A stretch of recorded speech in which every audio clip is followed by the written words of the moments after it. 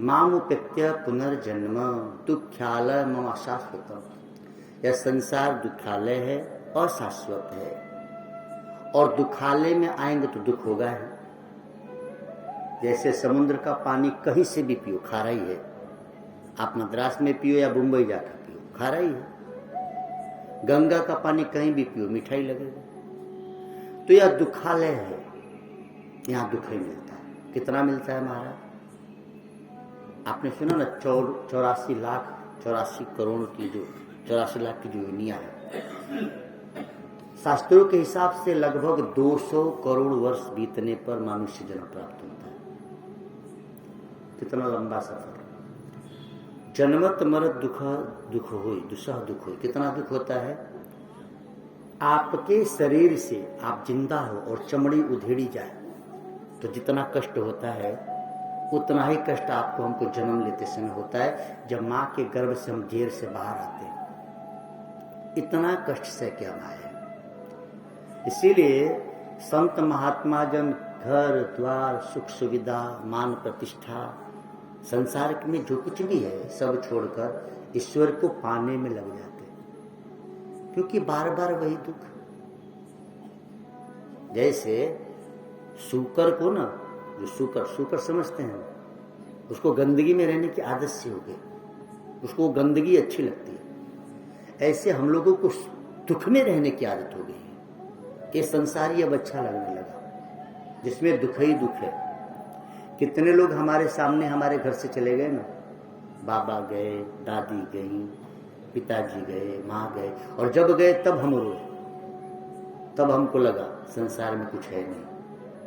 भाई भाई का झगड़ा हुआ तो लगा संसार में भाई भी क्या है, लड़ने के लिए होता है। बेटे ने कुछ कहा तो फिर ऐसा लगा कोई अपना नहीं है। शरीर में रोग हो गया तो ऐसा लगा हे भगवान ये जिंदगी किस काम की। अभी जोर से पेट दर्द होने लगे तो आइसक्रीम अच्छी लगेगी, फिल्म अच्छी लगेगी। तो संसार है दुखालय और दुखों से ओतप्रोत है। इस दुखालय से यदि बचना है तो हमको ईश्वर की शरणागत लेनी होगी। जैसे बरसात से बचना है तो छाते की आवश्यकता है या रेनकोट की आवश्यकता है, ऐसे ही आपको इसे ठंड से बचना है तो अग्नि की आवश्यकता है, स्वेटर की आवश्यकता है। ऐसे ही यदि हमको इस संसार के दुखों से बचना है तो हमारे पास भी ज्ञान रूपी छतरी चाहिए। दुनिया में पूर्ण सुखी कौन है? तो जिसने दुनिया की पोल को जान लिया है। विचार करें, आपको हमको एक दुकान मकान नहीं छूट रही, और एक ऐसा भी इस देश का राजकुमार हुआ जिसने सुंदर पत्नी, नौजवान, नवजात शिशु और सुंदर सा राज्य छोड़ा। सिद्धार्थ से गौतम बुद्ध हो गए।